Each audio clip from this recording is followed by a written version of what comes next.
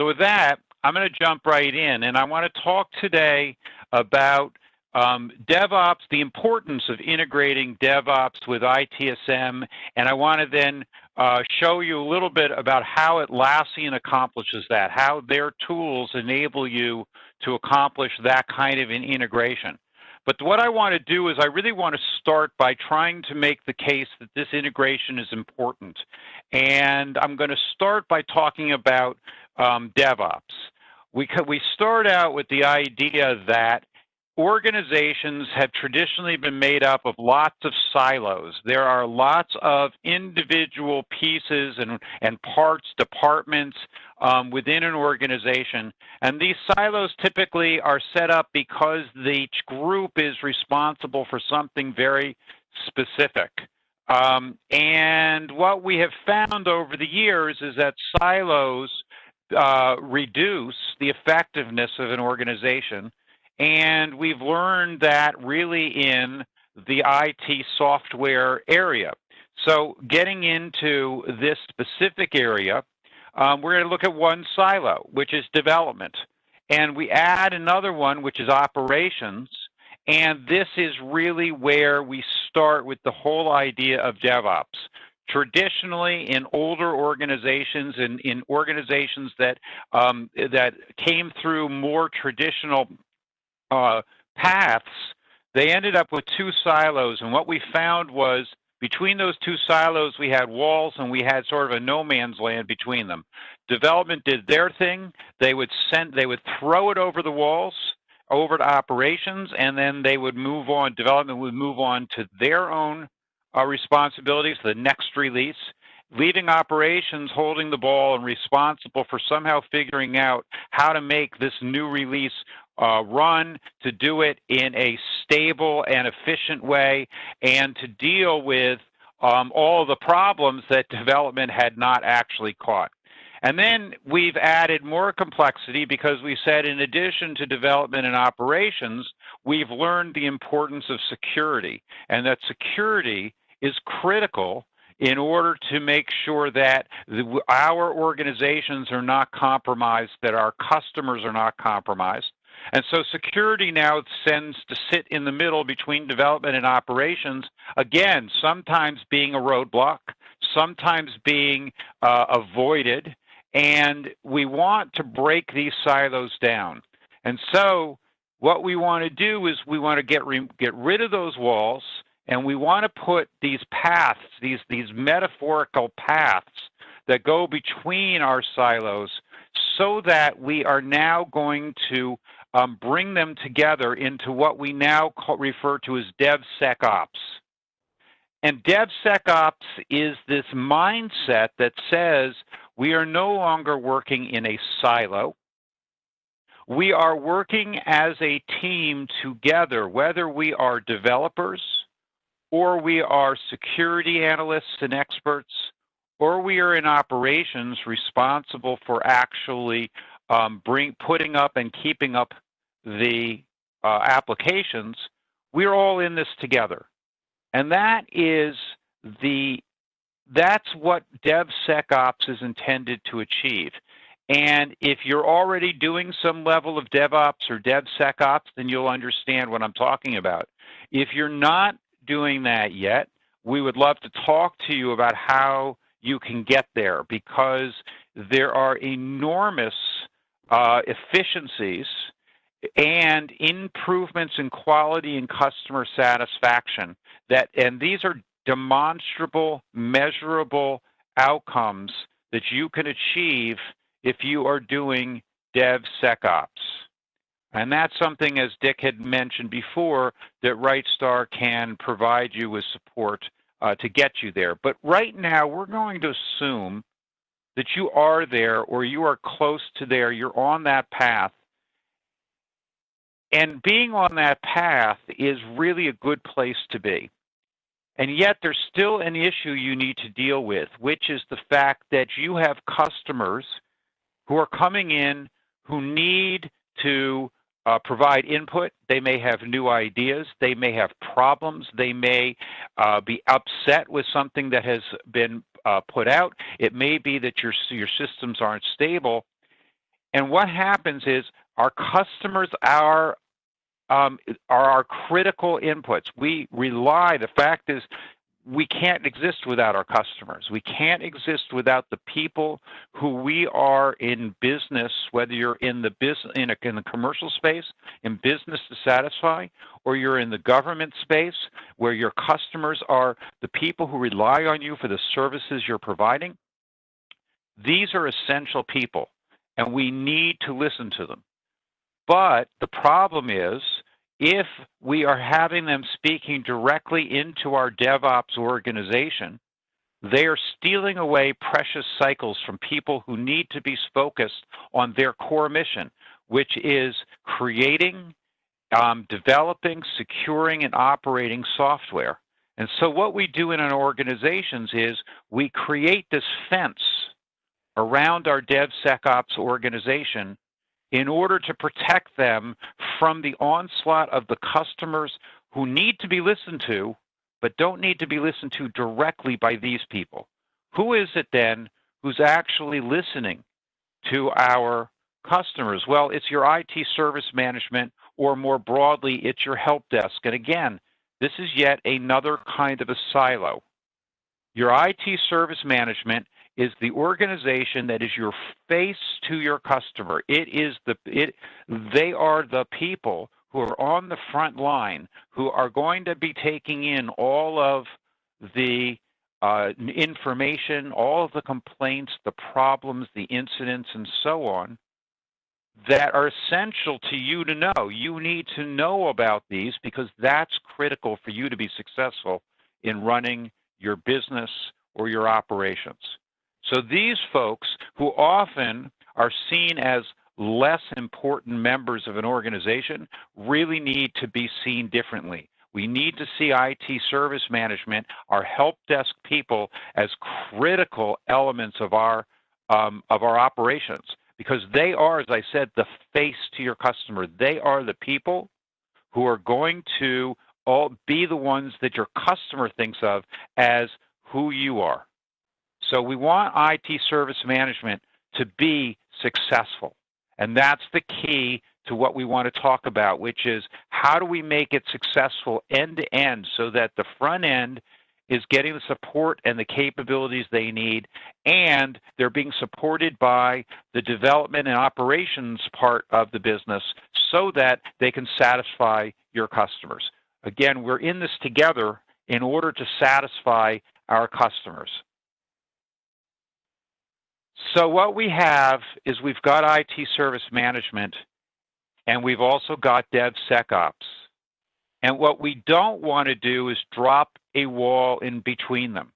And that's too often is what we see, is that we've made a great push in terms of getting rid of those walls between the development, the security, and the operations organizations. But we've forgotten how important the IT service management and our help desk folks are to our success in the development organization. And just like we did before, we want to make sure we are creating a path that allows a two-way conversation between these organizations so that when incidents come in or problems are reported at our help desk, they are quickly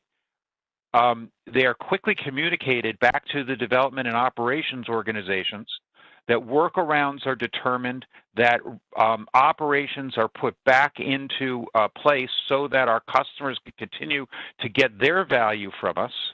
And at the same time, we can fix the underlying issues that caused the original problems in the first place. And this is where we're going to sort of pivot a little bit into talking, okay, so how does Atlassian help you do this? How does Atlassian create or enable that path, that communications between these two organizations? That's what we mean when we talk about the integration between them. We have, on the one hand, Jira Software, and then we have Jira Service Desk. Jira Software and Jira Service Desk are the same underlying platform, which we call Jira. And if you're familiar with Jira, then you know, and hopefully you love Jira. I do. Jira Software is fit for the purpose of the DevSecOps organization. Jira software is what provides the agile software development and release framework that your DevSecOps organization will work within. Your IT service management will use Jira Service Desk. And the Jira Service Desk is built on exactly the same Jira platform as Jira software, but it provides a whole set of capabilities that are specific to what a help desk needs. Things like queues that auto-refresh so that as tickets come in from your customers or alarms are raised, these queues are refreshed and your agents sitting at their help desk software in front of the Jira Service Desk know what to pick up. It has SLAs to make sure you are responding to your customers in an appropriate time. It has various kinds of reports. It allows for surveys and so on, just the kinds of things that you want your service desk to be able to do. And again, the point that I want to make before we move on and really deal into depth is keep in mind that both of these products are built on the same platform, and that means that they not only are they very tightly integrated, in fact, they look the same whether you're doing Jira software or Jira Service Desk. The underlying GUI that you're going to see, the underlying interface is very much Jira. So let's go ahead and dive in a little bit. This is what I want to how I want to take you through towards the end of this presentation is what I'm calling the ITSM DevSecOps journey. And this is how Atlassian helps to enable this integration between ITSM and your DevOps organization and the tools that Atlassian brings to the table that will enable that for you. So let's say you have now an alarming system that's out there and all of a sudden alarms are going off, some problem is occurring in your network or in your systems, your monitoring systems are now raising alarms. I'm going to introduce a new product from Atlassian called OpsGenie.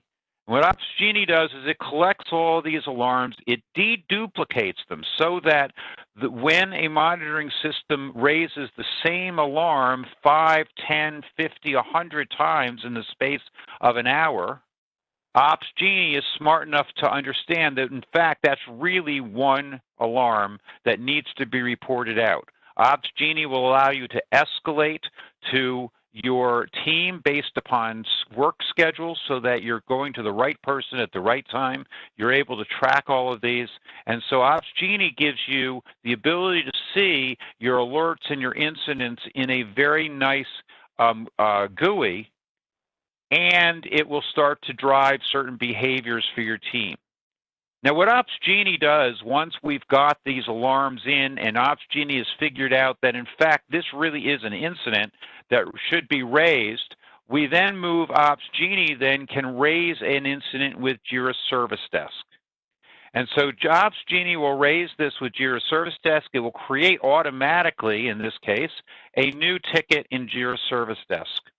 And this goes into one of those queues that I talked about before. Now we've got an incident that's sitting in our IT Service Desk queue. It's been created automatically by OpsGenie. And now one of our agents picks it up. Our agent sees that here's a problem that needs to be addressed. Our agent picks it up and possibly now enlists the aid of one or more of our developers in order to try and figure out how do we restore service or address the incident that's come up. In most cases, we're not interested right now at this moment in fixing the underlying problem. Our first concern is getting it back in service so that our customers' capabilities are not interrupted. We want to restore service as quickly as possible, even if it means, and it's probably it means, ignoring what the root cause problem is. So, but now let's say we have actually implemented a solution, but our problem is still an underlying problem. And now I'm going to introduce our fourth product into this whole journey, which is Confluence. Again, another Atlassian product. Confluence is a place where you're going to be able to store information that is key to your organization's ability to continue to work on problems, to know what's happened in order to be able to share all that information with all of the different people who may need to know it. And so what we do in this case is we create a post-mortem report on this particular incident, and this is going to not only tell us what did we do to solve it, what is the workaround we implemented, but hopefully it's going to help us to identify what is the underlying root cause problem that created this incident in the first place. So that's what we use Confluence for. Confluence is going to be the place where we're going to record all of this information, and now it's going to become available to everybody who may need to know it, and we're going to have that record for our historical reasons, possibly here for auditing reasons. Now, Confluence, we've got this done in Confluence. We've done our root cause analysis, and we figured out that there is some bug in our software that needs to be fixed. And so what we do is we put it onto our backlog.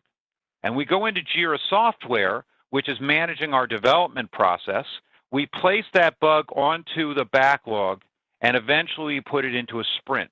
Now, one of the things that because we are using Jira Service Desk and Jira Software together, is that we link these two issues together. We actually create a link in Jira between the Service Desk ticket and the software story, and they are now coupled together. And it may be that we have more than one incident. Maybe we got 4 or 5 calls from different customers in addition to our Ops Genie alarm. All of these are now linked together. Now, my software story has been put into a sprint. I'm going to now work on it in my sprint. Again, this is Jira Software, and I'm showing you the Kanban or Scrum board for the current sprint. And then finally, we're going to release it. And again, that's all done through the management of Jira Software. Jira Software is where I am tracking the actual fix to the root cause problem. Now, once Jira Software we've completed it, Jira Software now, through those links that we've created, is notifying Jira Service Desk to say all of those incidents that you have open that needed to be fixed, or all those incidents, we want to make sure that we let our customers know that we have deployed a fix for this problem. And so Jira Service Desk then allows us to alert all of the customers or the interested parties, whoever needs to know that the problem has been fixed. Now, there is a 5th product that I have not included in here. I'll just quickly mention it, and that is Status Page. Again, an Atlassian product that allows me not only it allows Jira Service Desk then to actually post resolutions and information out to a cloud-based website where anybody who wants to subscribe to updates can see it or see what's the status of something. But for the most part, I've taken you through a journey that started with alarms, moved into a ticket. We then pulled together all of the information necessary to understand the root cause.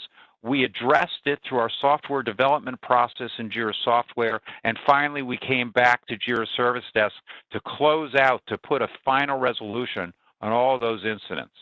So our cast of characters, as it were, we started again, as I said, with Ops Genie, and that's our alarming system. That's what actually is managing the deduplication, the receiving of alarms, the notifications of teams, and so on.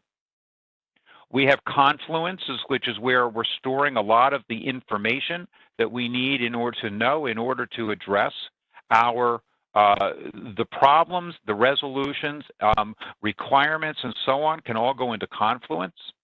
We had Jira Service Desk, which is what's sitting at our front end. That's giving our ITSM folks the tool they need in order to manage the tickets that are coming in and to be able to communicate with our customers and do that in a way that is both friendly and has high customer satisfaction. And we have Jira Software, which is where we are managing all of the software piece. That DevOps piece is being managed in Jira Software. Now, what makes it possible for us to have taken this journey and have been able to do it with relative ease is because all of these products are tightly integrated. They all, of course, come to us by virtue of the fact that they are all under the Atlassian product umbrella. So Atlassian is what enables the fact that we've got now a seamless end-to-end integration between the ITSM, our help desk folks, and our DevSecOps folks. And of course, we at RightStar, as a platinum partner and being specialists in this area, would love to have the opportunity to work with you and to help show you how the Atlassian products, along with the RightStar consulting, can help you to integrate your ITSM and your DevOps organizations. If you would like to know more, we would love to have you reach out to us. We have a website, of course, at rightstar.com, sales@rightstar.com. We'll be happy to get back to you. And, of course, there's our phone number if you'd like to contact us directly.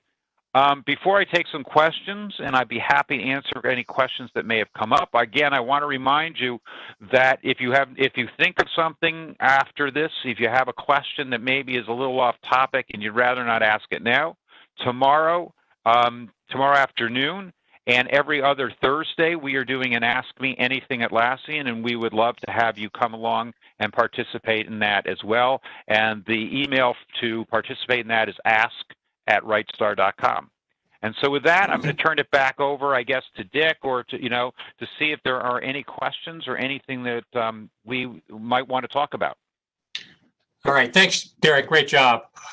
While we're waiting for some questions to come in, let me start with a question of my own, and that is, we mentioned that big, huge billion-dollar government projects, and a lot of times in the government space, I'll be talking to people in the government says, well, we don't really develop that much software. Maybe that's true and maybe it's not so true. But what they do is that they configure or they customize lots of off-the-shelf software products. And these could be big, very, very big jobs, lots of moving parts, requires implementation work, customization, some software development, lots of integration work.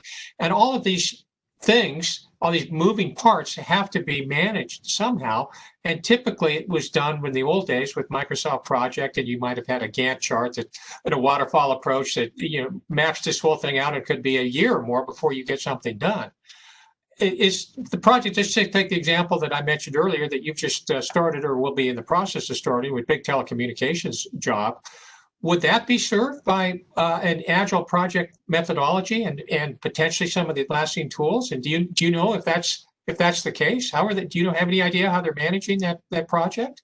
Well, I do know. I do have some insight into how they're actually managing the project. But let me sort of answer the larger question which is any project, no matter how large it is, I believe is better served through an Agile approach. One of the downsides of trying to map out everything, especially in a project as large as the one we've just embarked on, is that you really don't know all of the things you hope or you would want to know when you're mapping out that project. There are so many things that are open to change that either they're changing because you don't know what happened, you don't know the information up front, or they're changing simply because circumstances change. Things happen along the way that you cannot anticipate. Agile is not just a process, it is a mindset. And one of the key aspects of that mindset is the flexibility to adapt to those changes and to have put enough flexibility into your process and into your planning that you are, in some sense, anticipating that those changes are going to happen. And one of the things that we find is that when you create a plan in something like a Microsoft project, and I have nothing against Microsoft project, but when you create that kind of a plan, one of two things tends to happen. You either tend to manage to that plan being inflexible and making it very difficult for you then to accept the inevitable changes, or you take that plan, you create it once, and you never look at it again because as soon as you've started your project, that plan has become out of date, and you're too busy trying to actually do the work to go back and fix the plan. An Agile approach really says plan at the last responsible moment. Look and see what needs to be done, and next, thinking ahead in broad terms, but really focusing on the details that are right in front of you. So, Dick, that was a long answer to your question, but I think that an Agile approach is equally important on large projects as well as small projects. Okay, thanks, Derek. It sounds like that large project, it would be better to run that thing as an Agile project, given what's going to happen over the course of the next several months. So it's a 10-year project. There, you cannot possibly know what's going to happen over those 10 years. Yeah. Okay. Well, here's a question that came in. It says, is ITSM a separate organization from DevSecOps, or is it part of Ops? So in many organizations, it is a separate organization, even if organizationally it's not separate. Typically, the people who are involved are going to be separated because it's really very different kinds of job functions. People who are on the phones or working at, taking in customer emails have a different function and they're going to be measured somewhat differently from the operations folks whose job it is to mount and keep running the software and the hardware operations, dealing with the network issues. And so whilst in some places I have seen that they fall under, say, the same vice president, there really are different organizations with different job functions, different metrics. And so that, in a sense, then says they really are separate. Okay. Yeah. And, in the course of the government, it's any one of these separate organizations really has the power to foul up the whole project. If, for example, a security group says, hey, we're not moving forward until we run through these security hoops, then that could potentially delay the project for months based upon the results of that. So just an example of how everything needs to be better woven together. Yeah, and I would say that's not just a problem on the government side. I have one client where it has been very difficult because they are so siloed to get the network folks talking to the operations folks talking to the software folks. Yep. All right, here's another question that just came in. It says, we have SharePoint. Is that a good substitute for Confluence? Well, so that's a loaded question, right? SharePoint, I am an unabashed Atlassian fanboy. And so I just sort of say that right at the outset. But the answer is yes. If SharePoint and Confluence fill much of the same space and functional capabilities. And so I would say, if you are a SharePoint shop and that's working for you, then SharePoint is a fine solution. The thing that we really like about Confluence is that because it's an Atlassian product, it integrates much, much more cleanly with Jira and with some of the other tools that are out there than SharePoint does. And so that integration is just going to be a lot nicer. It's also, Confluence is quite a lot easier to administer than SharePoint. SharePoint requires quite a bit of specialized knowledge in order to administer it, whereas Confluence is much more straightforward. Okay, thank you. And then related to that, another question here is, we use ServiceNow. Do we need to have Jira Service Desk? Another loaded question, because of course I prefer Jira Service Desk to ServiceNow. But the answer is no, you do not. It is not a requirement that you switch out your ServiceNow if that's what's working for you. And we have integrated ServiceNow with Jira software and with some of the other Atlassian components. So we have certainly done that. We have one client that does use both. They are using both Service Desk and ServiceNow because ServiceNow has worked okay for them in sort of the large area, but is not flexible enough or easy enough for them to be able to quickly address more focused needs, and that's where Service Desk really shines. Yeah, I think sometimes Jira Service Desk gets pigeonholed as a bug tracker. And that's not fair because that may have been the case 10 years ago, but it's certainly not the case anymore. And there's tremendous advances that have been made with Jira Service Desk, and they're in the process. They bought a CMDB company, and so they're going to have a real integrated, not a plug-in, but really part of the, when you order Jira Service Desk, it's going to come with its own CMDB. Yeah. So that's exciting. Okay. All right. Well, I think that is about it. I don't see any other questions in here. Wait a minute. There is one more. Well, we got time for one more. As it says here, does OpsGenie replace configuration management tool like BMC Discovery, or does it have its own mapping topology to consolidate incidents? You understand that? Yeah, I do. I understand the question. The answer is no, it does not replace. It is not itself a CMDB. It really is a system that is catching alarms and other inputs and managing the escalation of those and notifications. The topology would have to come from a BMC Discovery or from another or CMDB, or it could come from Atlassian's own CMDB, which is, as Dick had said, is already tightly integrated into Service Desk, and is going to be even more so over the next 2 or 3 quarters.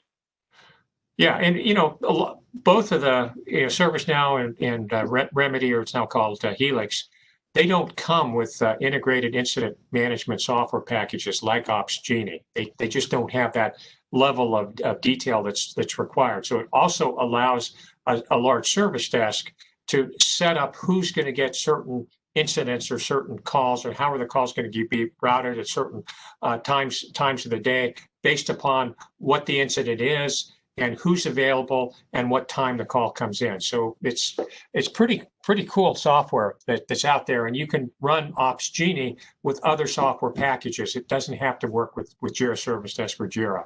It can work with ServiceNow or all the other major ITSM software packages out there. Yeah, and I want to follow up on one thing that Dick alluded to, but it's useful to know, and that is that while we talk about the value of all of these packages being integrated because they're all under Atlassian, every one of Atlassian's products is architected to stand on its own and to integrate with other non-Atlassian products. So if you are using something, if you're using PagerDuty instead of OpsGenie, for instance, it'll integrate with PagerDuty. On the other hand, if you want to use OpsGenie with ServiceNow, quite honestly, it will integrate that way. So every one of the Atlassian products has been architected with a fully open interface and infrastructure, but they have spent a lot of time also thinking what's the best way to integrate these things together within the Atlassian family.